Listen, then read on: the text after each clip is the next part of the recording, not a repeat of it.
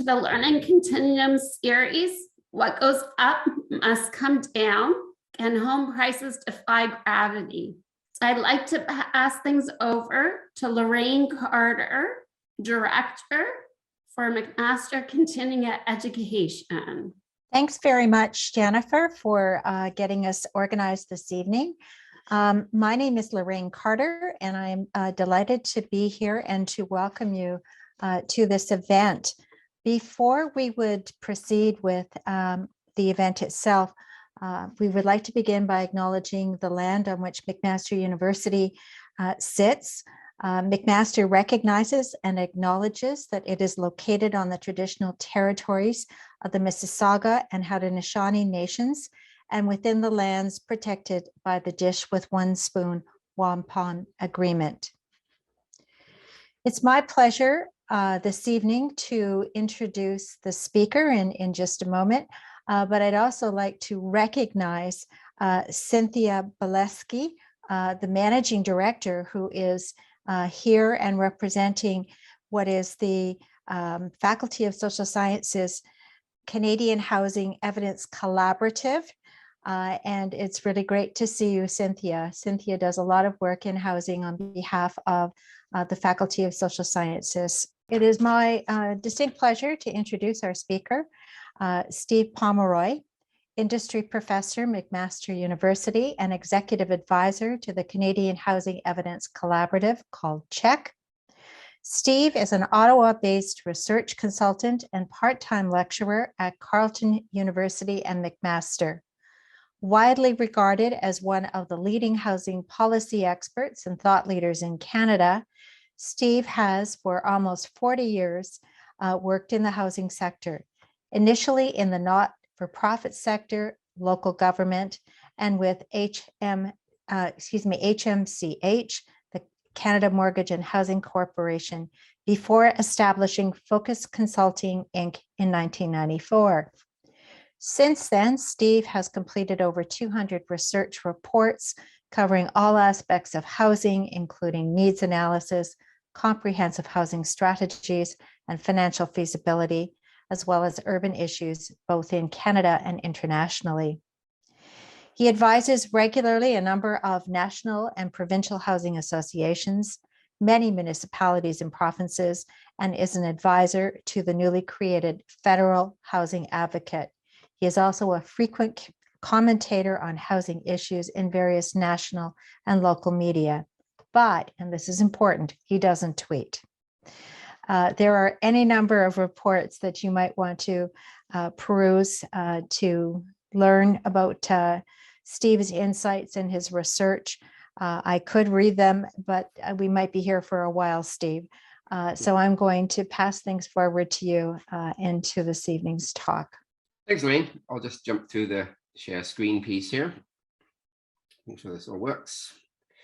Hopefully folks can see that. So thanks for all coming. So I guess the title of this talk is somewhat provocative, just in terms of it's a very topical issue at the moment. Of house prices have been going up quite dramatically over the last few years, and people, I guess, wonder, many homeowners and wannabe homeowners more particularly, I wonder if they'll ever come back down to earth, and if young folks, our kids and millennials and others, will be able to afford them. So I will sort of, the intent of the talk is not so much to talk about that, will prices come down, although I will speak to that, but it's more about this broader issue that's really sort of entered much of the discussion in the media, bank economists, politicians, for a number of months, indeed over a year, have been focusing on the issue of housing affordability, and have centered on the issue, defining the problem as the fact we have insufficient supply.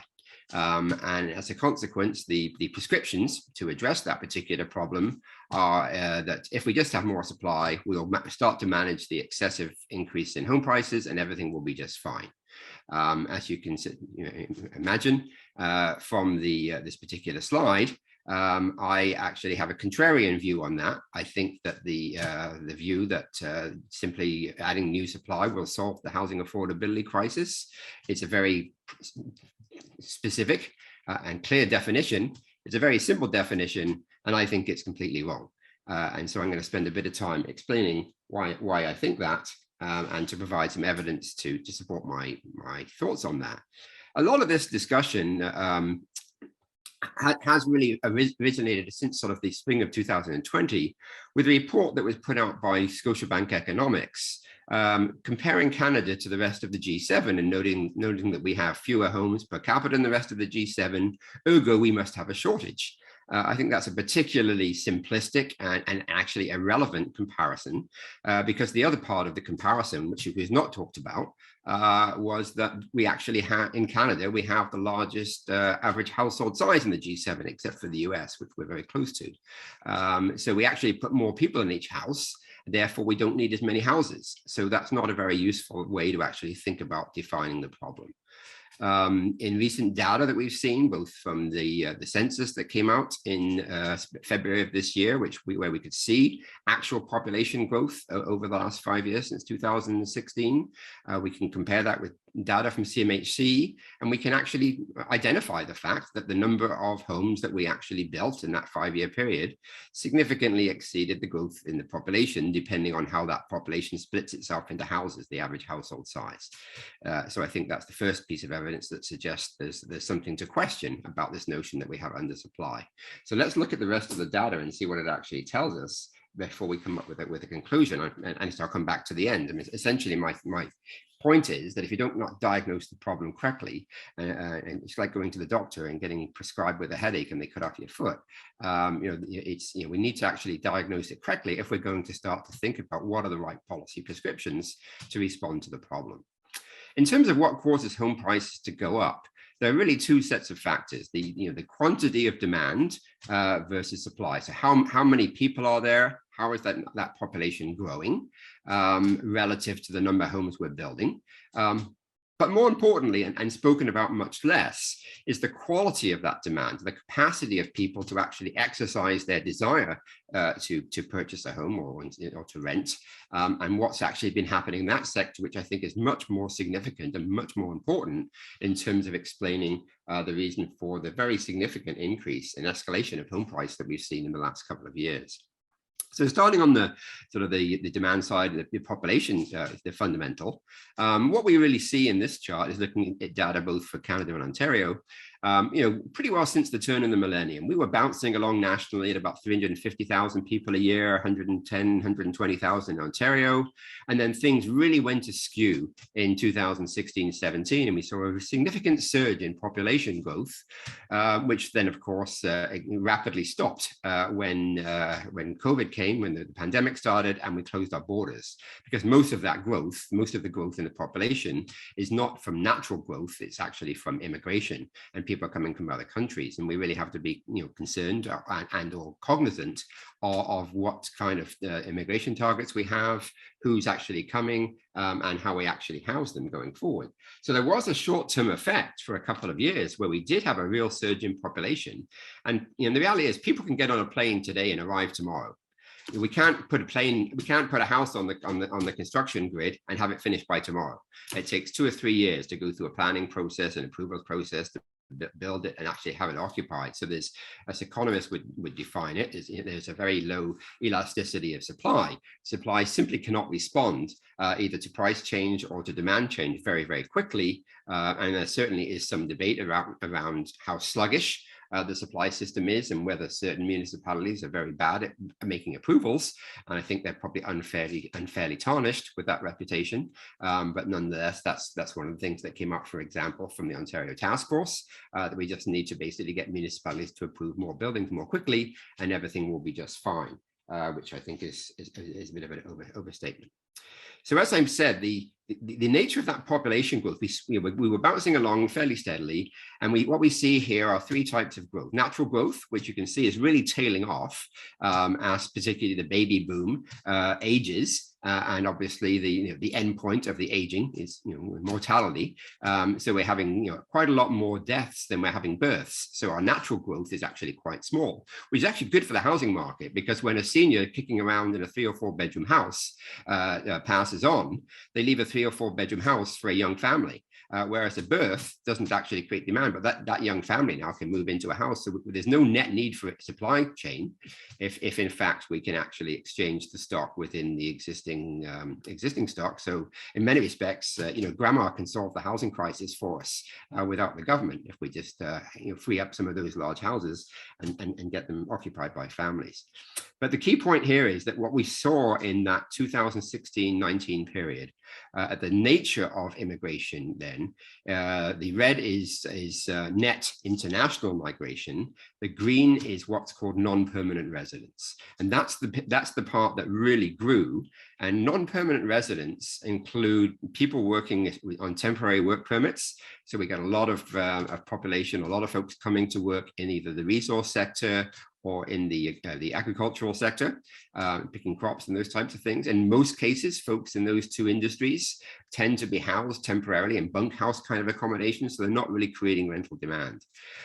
The bigger part of that group, however, are international students. And this is really a reaction of post-secondary educations to declines in government funding for post-secondary education, and the needing to find new sources of revenues. The easiest source of new revenues is from attracting foreign students who pay significantly higher tuition fees. So we had a whole number of educational institutions really proactively pursuing and recruiting international students, and that really drove up that population growth in that period. But of course, the students, this really has more of an impact on the rental market than it would have on the home ownership part of the market, although ultimately some of them may choose to become Canadian citizens or permanent residents and actually stay here. And this is just sort of breaking this down at sort of the metropolitan level, the two biggest growth areas in the country, or Montreal as well. But Toronto particularly is particularly impacted by international migration. And we see the same things here, the rise of temporary non-permanent residents, the red part of the bars there. More importantly, though, is the yellow part of these charts, which is net intra-provincial. So folks leaving, in this case, the Toronto CMA or the Vancouver CMA, and moving somewhere else in the province. So yes, we've got a lot of international immigrants moving in. We've got a lot of people also moving out of the city. Some of them may be the international folks that stayed for a while and moved on. Some of them may be folks who've lived there for a while. They're cashing out, they're retiring, they're moving to smaller communities. This data is really pre-COVID, so it's not really picking up the COVID migration piece, although it is a little bit in 2020. But it's more the stuff that was going on naturally. Whether that's a reaction to excessively high home prices and folks can't afford to live in Toronto, it would be another explanation. But certainly the impact of immigration is much, much larger on the GTA than it is, for example, in Vancouver. Vancouver gets about 10% of international migrants. Toronto gets a third. So a lot of the issues we're hearing about of undersupply reflect the fact that we haven't actually stopped building houses or building any fewer houses. It's that we're getting more people. They're very, very heavily concentrated in coming to Toronto. And because the media is very Toronto-centric, the media thinks this is a national problem, and it's really a GTA problem for the most part. Notwithstanding that it is happening in other places, but not to the same degree. So how have we responded to that demand in terms of housing starts? Again, we fluctuated up and down over the years in different cycles, booming economies, the 2007-2008 global financial crisis. We saw a bit of a dip in housing starts that year, a small recession, then got back on the treadmill again and started gradually going back up again. And we really have responded very, very strongly in the last year, in 2021. This is Ontario rather than national data. But we were averaging 69,000 homes a year for the decade 2010 to 2020. 2021, we increased that by 40%, up to 92,000. Nationally, we went from about 200,000 to 270,000 units. So a very, very strong response across the system, which suggests municipalities are doing quite a good job of approving permits, and builders are upping their game and figuring out how to get homes built. Now, of course, starts, you can't occupy a start. You have to wait till that house is actually completed and you can move in. So again, there is a lagged effect here, and we may see some benefit of the starts in 2021 in the case of singles, about a year, in the case of multiples, 2 or 3 years before they become complete and available to be occupied. But the point here is, we are already seeing a response to the market, and the market signals seem to be working quite well. If we look we put these two things together, with population growth and starts. So this is a chart where I'm charting the number of dwelling starts per 1,000 growth in population. So unlike Scotiabank that looked at per capita, all the people in the country, I only looked at the change in the population and how many new people we are having each year since the more or less the turn of the millennium. And this is data both for Canada in gray and for Ontario in orange. Canada was doing better than Ontario for the first 5 or 6 years, and then they pretty well went along the same until 2016. And we see a massive dip in both cases. Obviously, what we saw in the earlier chart there of a significant increase in migration. It wasn't that we were slowing down and building fewer houses over this period. It was that we had more people. Therefore, the ratio of starts per 1,000 population went down. But even looking at those dips and looking at the average across the period, Ontario has been basically averaging about 463,000 homes. The rest of Canada done slightly better, about 100 more, 75 more, 534 starts per year. And if we look at that in sort of terms of how many people per house that represents, the average household size in Canada is about 2.45 persons per house. It's been declining slightly from about 2.5 down to just around about 2.4 in 2021. But across this period, we've been actually had only 2.2 people in Ontario, and even less, 1.9 in the rest of Canada. So we're actually creating sufficient amounts of housing to accommodate the population growth that we've seen over the last 20 years. This chart actually tries to smooth the variations in those year-to-year starts by using a 3-year moving average. But we can basically see that we've done pretty well in terms of keeping up with growth in population. So where do these folks come up with this notion that we have an insufficient supply problem? It's bewildering when you actually look at the data. So that's the supply side of the issue, and I'd like to now turn over to the demand side. And the key factors on demand and their impact on home prices. We've already talked about the quantity of population growth and how that translates into households and that translates into demand. But it's then what are the incomes of those households? What's their borrowing capacity? And increasingly important in the recent years is their accumulated equity that they're also bringing to the table in terms of their ability to purchase. And I would argue that's probably the most significant factor in driving up home prices over the last few years. What we've really seen is that a pretty steady and gradual increase in incomes over the last 20 years, essentially going from roughly 70,000 to 104,000. This would be family income, so couple of families, no parent families. It excludes singles. So to some extent is higher than the overall median income for households, but the folks buying homes tend to be 2 income earners. So it's more representative of the actual folks we're talking about here. At the same time, we've all heard lots about the declining interest rates and how that has had a very significant effect on improving ability to borrow money, and again probably the key driver in terms of home price increases over the last little while. When we put these things together, it's the combination of the income that you have and the interest rates that are prevailing. So if we just look at a simplistic price to income ratio, we can see a very, very significant divergence over this time, and people get quite alarmed over the fact that home prices have gone up much, much faster than incomes. Ergo, housing is less affordable.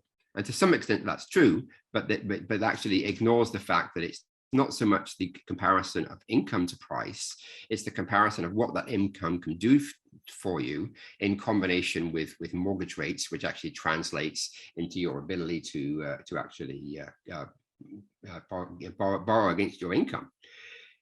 Keeping the same price to income chart and adding another chart on the right, what I've done here is basically taken the prevailing median income in each year, the prevailing interest rate and calculated how much mortgage the median household family could afford to actually borrow in each of those years.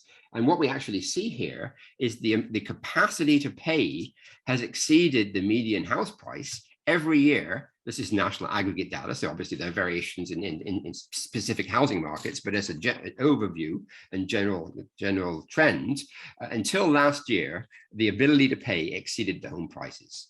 Now, that doesn't mean these are median households. So yes, for the median, they did fine. There are a lot of folks who have less than median income and couldn't get into the market. But we'll come back to this in a moment in terms of the proportion of folks who are actually making the market, the folks who are actually active in the market and actually causing these changes in price, which we see right here. So we basically have, roughly 16 million households in Canada, just over 10 million owners, and almost 5 million are renters. The number of folks who are active in the housing market buying homes each year is less than about 5% of all households. So it's a very, very small number of people. So it doesn't take very many people to drive up those prices. That, folks with median and above incomes are the ones that are most active in the market and quite capable of paying, as we saw in the previous chart. And they're also significantly resourced. They've got double incomes, and I'll come back to in a minute. They've got this increasing amounts of home equity. So, nationally, each year we're selling about 550,000, 600,000 existing homes, and then another 150,000 of the new starts that we're building are designated for home ownership. The others are rental. So the combination, that's about 700,000 homes in total out of 16 million. So it's only about the 700,000 that we're actually concerned about, and more particularly the existing homes where folks are much more active. And there's a real issue in the media and the way these issues are described in terms of lack of supply relating to home prices. What most media articles are talking about is not the lack of new construction. They're talking about an insufficient number of existing houses listed for sale by existing owners. So there's the big difference between the inventory of homes available for sale than there is from actual construction. And we tend to conflate both those issues. And during COVID, of course, a lot of folks didn't want to put the house on the market. They didn't want folks traipsing through the house due to transmission of the pandemic and so on.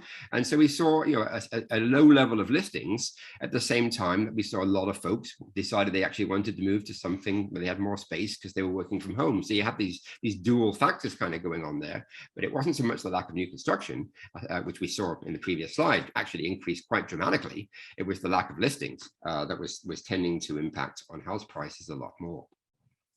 Now, the other piece that I just alluded to, it's not just, so we've got this, the low interest rates combined with income are creating this incredible capacity to pay, which is above the median house price, and therefore it's pulling up house prices because people can bid above what the average house price is, or the median house price is. But the other thing that's happened is that as we sleep in our beds at night, we get richer and richer. Our houses actually have a higher income earnings than we do. And just by sleeping in your bed, you're getting richer as you sleep. What this chart is showing us, the blue line is the aggregate value of home equity that's grown over the last, since 2011, so the last 10 years, and particularly a significant increase in the last 2 years, compared to the orange line, which is the Bank of Canada total amount of residential mortgage debt in the country.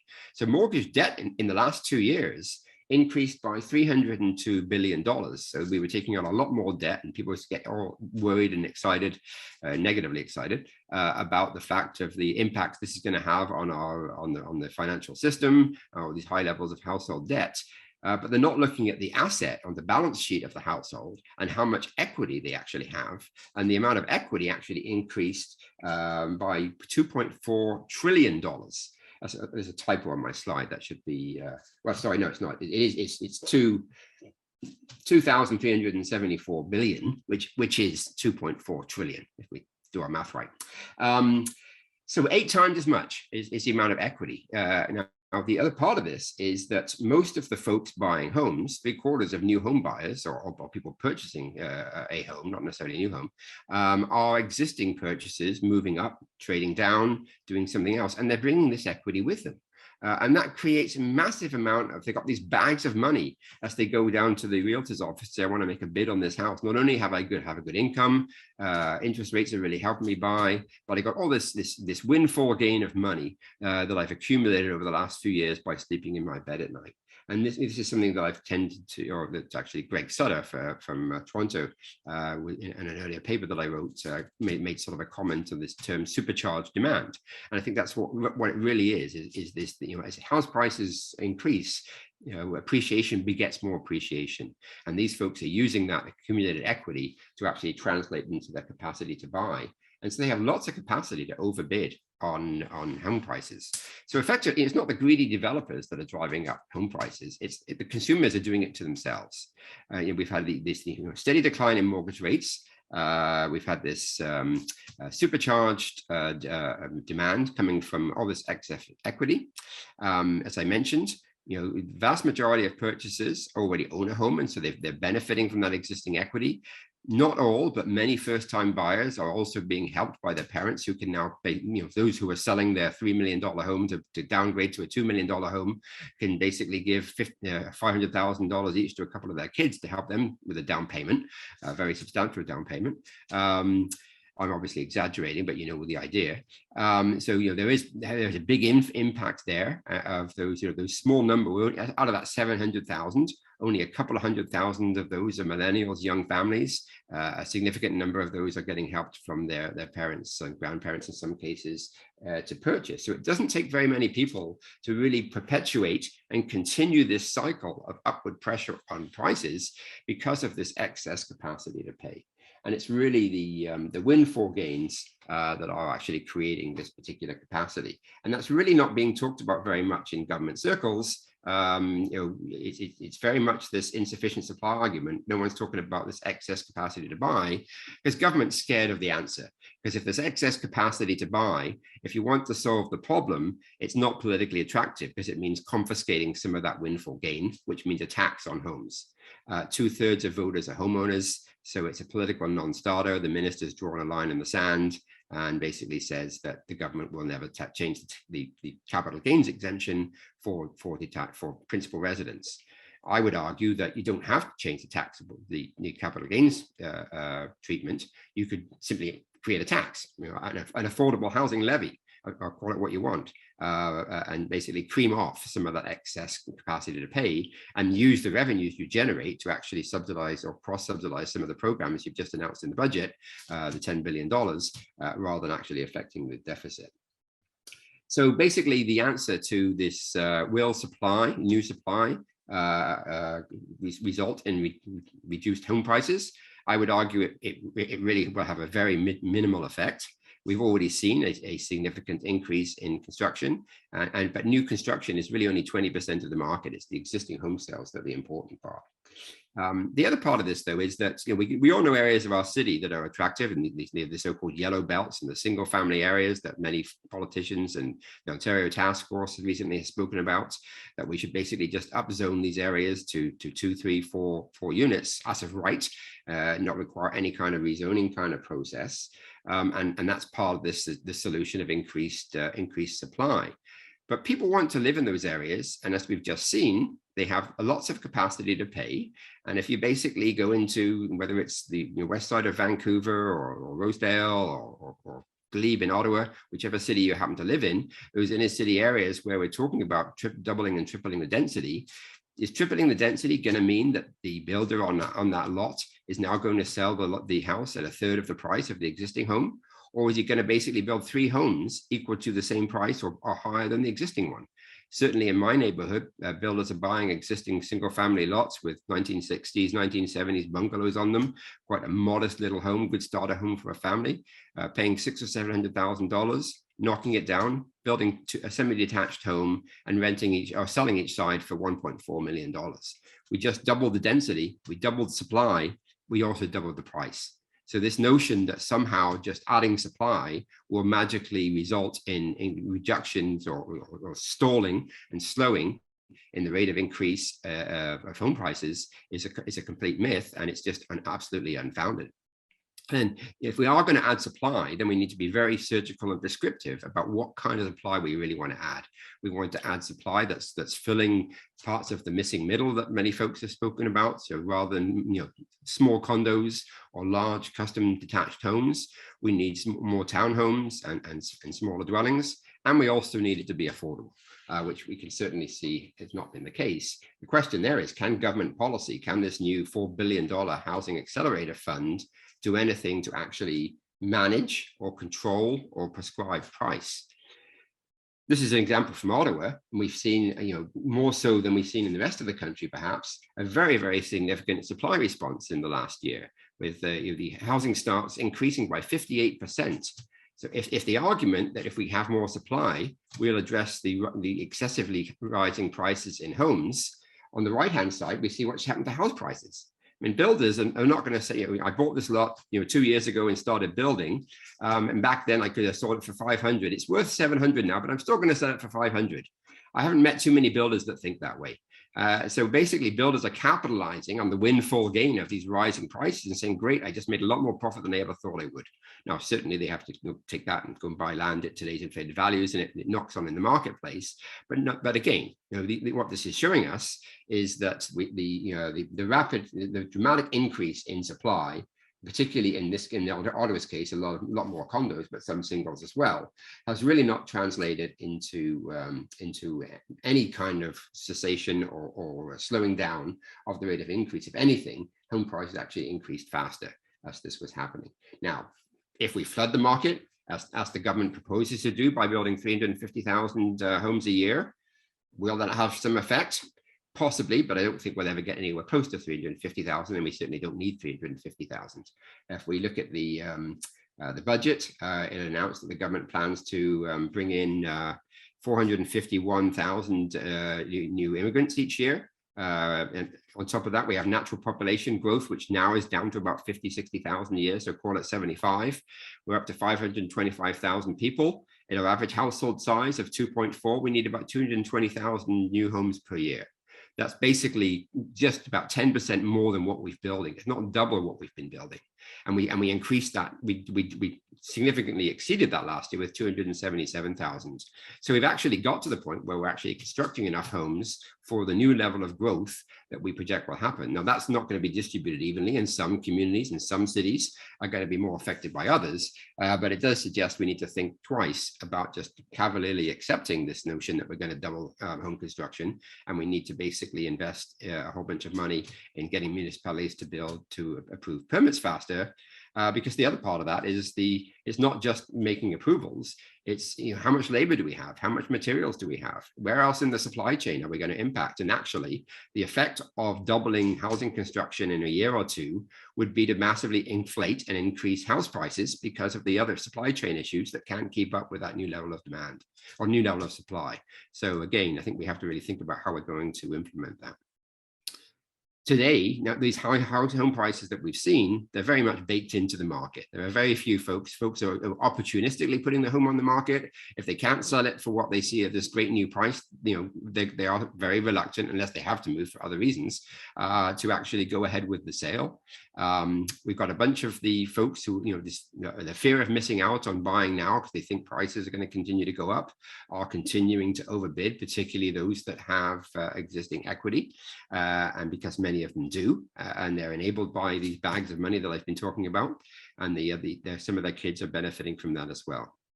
So if we want to really impact on housing affordability, we need to actually not just think about supply. We need to think about how do we address this excessive quality of demand. And to some extent, we've got a bit of a correction going on there on the interest rate side, not so much on the bags of money side. So we go back to the fundamentals that I talked about in the first slide. On the supply side, how many folks have we got coming in? What's our projections on immigration and population growth, which I just spoke about. And yes, we do see an increase. And absolutely, I would agree with the notion that if we don't keep up with our supply with population growth, prices will go up. What I'm saying is the inverse is not necessarily true. If we actually add supply, the price will necessarily go down. So yes, we need to increase supply, but I think we pretty well got there in the last year. We just have to sustain the new levels that we achieved in 2021. And if we can build 230, 240,000 homes a year, which we've proven ourselves to be capable of doing, I think we'll just be fine in terms of the supply side. So basically that's a positive. I put these in green and red. So in terms of what's going to happen to prices and rents, the green things are things that are going to continue to push prices and rents up. The red things are things that would stall that growth. So on the demand side, incomes are going up, and certainly with inflation, and we'll start to see this translate into new wage demands and increases in wages. So the steady increase we've seen in wages over the last 20 years, that's likely to tilt up a bit more. So now we've got more capacity to pay as a result of increased incomes. But the combination of that capacity to pay with interest rates is the one thing that's going in the other direction. We've already seen the Bank of Canada raise the bank rate by 75 basis points in its last two moves. We expect that it'll move at least 200 basis points, maybe even 250 over the next 18 months to 2 years, which means variable rate mortgages are going to be hitting 3.5% to 4%. 5-year money is going to be pushing 5.5% to 6%. That will bite, and it will have a big impact in the market, and that's the one hope we have. So the government actually has to do nothing. All it has to do is let Tiff Macklin do his job, manage inflation, raise interest rates, which will therefore raise mortgage rates, and that will actually have probably a bigger impact than any spending program the federal government can come up with to address the rising home prices. And the most important part of that, two things really. One is a lot of the purchases we've seen, those folks with the bags of money, a fifth of them, 20%, are investors, and they're buying second properties on the basis of the fact that they see this as a great way to park their money and see it grow at 20% a year, because they're looking over their shoulder to see what it grew the last year. So that's a significant factor of investors. As soon as interest rates go up, many of those investors purchased because they were trying to make sure they had enough cash flow to cover their costs, were purchasing with variable mortgages. As they basically see the variable mortgage rate go up much more quickly. When folks with a 5-year mortgage, if they had one 2 years ago, it won't renew for 3 years. Folks with variable rates are going to be affected right away, and about 30% of the market are variable rate mortgages. So, and particularly investors. So they will actually have a bit of a hit. Some of them may be inspired or forced to sell their property. They'll cash out the gains they've already got and say thank you very much, which will bring more properties onto the resale market and increase the inventory of listings. And along with that, first-time buyers who are trying to get into the market, yes, rising interest rates are going to make it harder for them. But if they can sort of sit and use the new savings accounts that the government's come up with for a couple of 3 years, and if we can stall price growth while they can actually accumulate their down payment, and ideally, if government could come up with a special initiative, a low interest rate initiative for first-time buyers to help them get into the market, that would probably be a good thing as well. So negative impact on home prices or rising interest rates. The supercharged demand that we see there is very much embedded in self-reinforcing. And there are so many households that are now sitting on massive amounts of wealth that the next 5% of purchases, 4% of whom are existing owners, will continue to be there. So I don't see that one really going away. And if government really wants to address this issue, as I mentioned before, the only way they can really do it without just leaving it to Tiff Macklin and the Bank of Canada is to confiscate part of that windfall gain and provide, collect some kind of tax on sales. And this, government seems to think this is sacrosanct, mainly because of a report that came out from Paul Kershaw and the Generation Squeeze folks that suggested some kind of a tax like this. It blew up in the financial media. The Conservatives accused the government of attacking people's capital gains. And so in a political reaction, the minister said, we will never tax capital gains. So it was a political play. It's good politics, but it's bad policy. But it's something that the government doesn't seem very interested in doing, but it's probably what they should do if they want to really address this problem. I don't think they have the political will to implement an affordability levy, but provinces have put in place land transfer taxes. 1.5% of sale is collected in transfer taxes. We could have a federal land transfer tax or property transfer tax and collect some money to cover off the various initiatives we're trying to do to address affordability. And it wouldn't be a big impact. For someone that just gained 50% on the price of their house, to give up 1% and 2%, they paid the realtor 4 or 5% to sell their house. It's not a massive impact. It's not attacking capital gains, and it could quite easily be implemented if they had the will to do it, which it seems they don't. So we'll see where that one goes. So I guess my overall sense is I don't see prices coming down. I see them continuing to go up, except for if we do see the bite of interest rates that could stall that particular growth process. So I'm going to quickly flip over to the other side of the housing market. I really talked about home prices, but rents are even more important because this is where affordability is most acute. Renters on average have half the incomes of owners. They have less capacity to pay. They don't have any choice. Those who choose to own can own. Some folks do choose to rent. It's a lifestyle choice, but many rent because they can't afford to own and they can't get into the ownership market. And we did see a period of time in the mid-1990s to 2006 where we saw a dramatic increase in the home ownership rate in Canada, which went from just under 63% to almost 69% in 10 years. That's 800,000 renters that became homeowners. 80,000 renters a year on average moved from being renters to being owners. And the consequence of that was, even as I'll come back to later, the fact that we were building very little new rental housing didn't matter because we created 80,000 vacancies because people were able to access the home ownership part of the system. We flash forward to 2015, 2016, for the first time ever in the census, we saw the homeownership rate in this country actually go down from almost 69 to 67.8. And people were constrained by getting into the market, young families, millennials and so on, both by high prices, but also by a whole onslaught of macro-prudential policies, stress tests, new borrowing rules, new mortgage insurance rules. I think there were 21 different policy changes that all constrained access to debt for the purposes of purchasing a home. And the effect of that was to stall this movement of renters into home ownership. If you stall the movement into home ownership, you leave demand in the rental market, you put pressure on vacancy rates, you put pressure on rents. Rents are going up and the poor people live in the rental market and they're the ones that get hurt. And that's why I said before that government should basically, if they could put a tax on a levy on home sales, they could actually use that money to fund a program specifically for first-time buyers to help them get into the market with low interest rates without having massive inflationary effects on the market because it's only a small part of the market. And by doing so, they would have a very beneficial effect on the rental market. So I'll just go through a couple of quick slides here on some of these other points, but the rental construction has been very low. Given that home ownership rate I just gave you, 2/3 of us own, 1/3 of us rent. So if 1/3 of us rent, ideally 1/3 of housing starts should be rentals. Well, through the 20 years from 1995 to 2015, less than 10% of new starts were for rental housing. This is a chart for Ontario, and it's even worse in Ontario. But it has edged up over the last few years, now up to 15% in Ontario. The national data, we were up last year to 32% of total starts were for the rental market. So we actually have seen a significant increase and the expansion of new rental supply. It doesn't have very much to do with the federal government's rental construction financing initiative.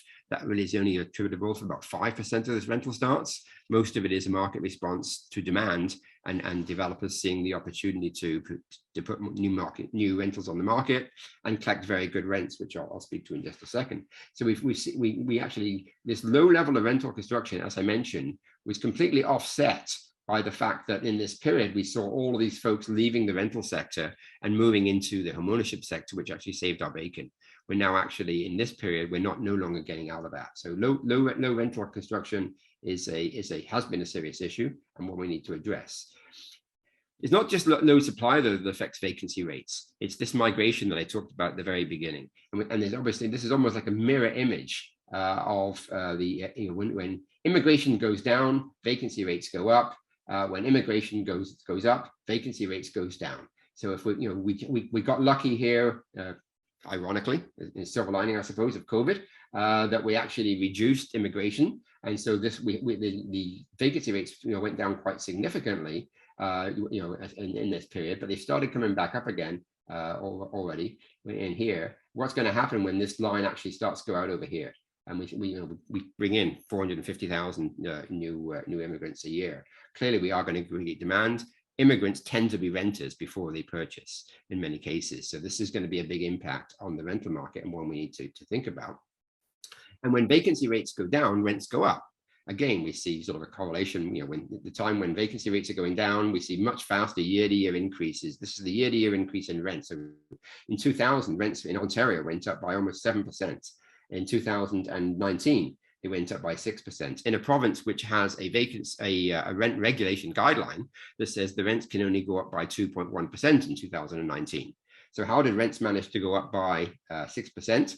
Because 20% or 19% of the units turned over, and we have vacancy decontrol, and the units in those units that turned over went up by 21%. So the overall average was 6%, but for folks who were actually leaving their existing home and trying to find a new rental, they were facing a very, very significant increase in the rent level. So this is a real serious issue for low-income renters, obviously, who can barely afford the rent, or in many cases can't afford the rent they already have. And if for some reason they have to move or are evicted because they didn't pay their rent, finding somewhere else is very, very difficult. So trying to address, any supply is not necessary. Affordable rental supply is really critical to address this particular issue, because what we've seen in the last 5 years is the significant increases in the rent levels, but also new construction. This is basically a custom data set from CMHC that looks at the average rent, the blue, of rental units that were built before 2016, and the orange is the average rent in the units built after 2016, and the gray line is the ratio.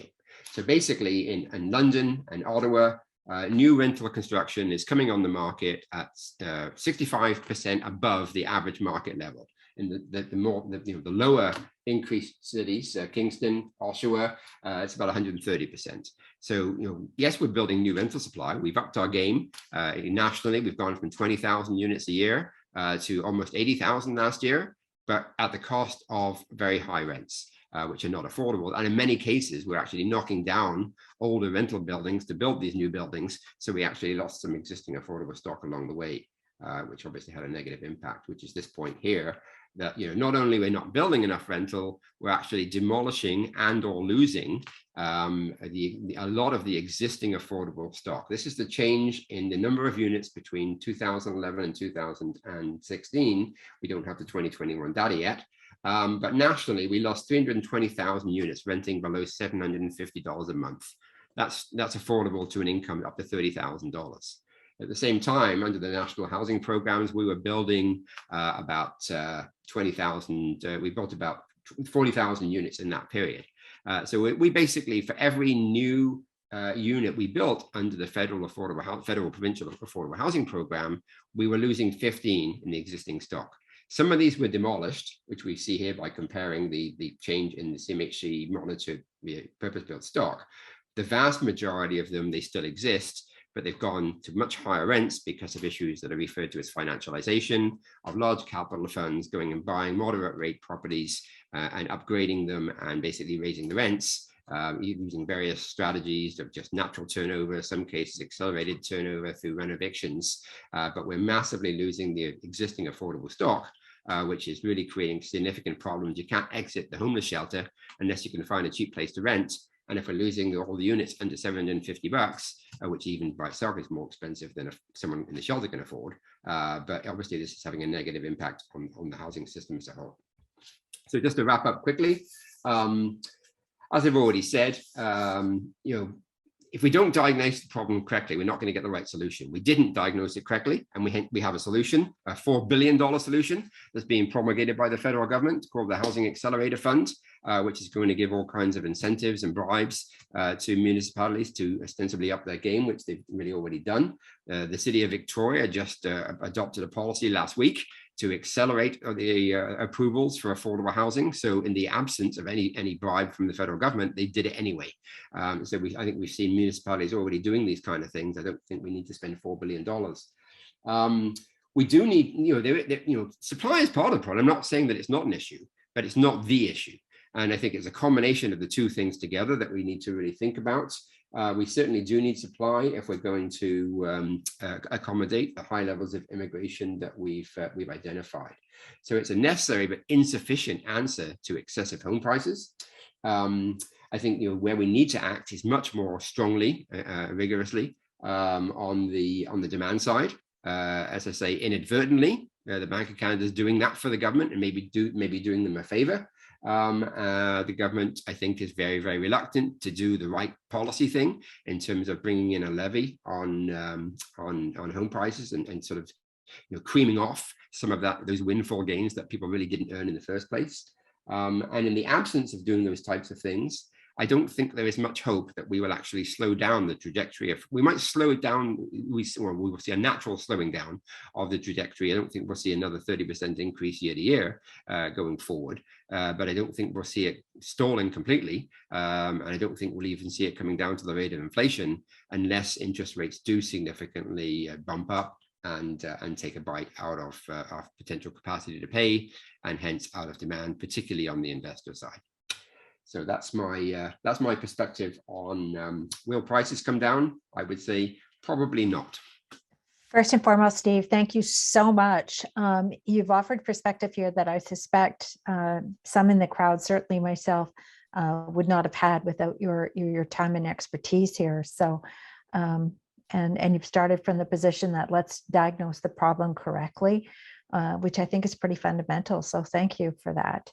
And as a final point, I would like to share that McMaster Continuing Education has a new program in Canadian housing, and Steve is part of that.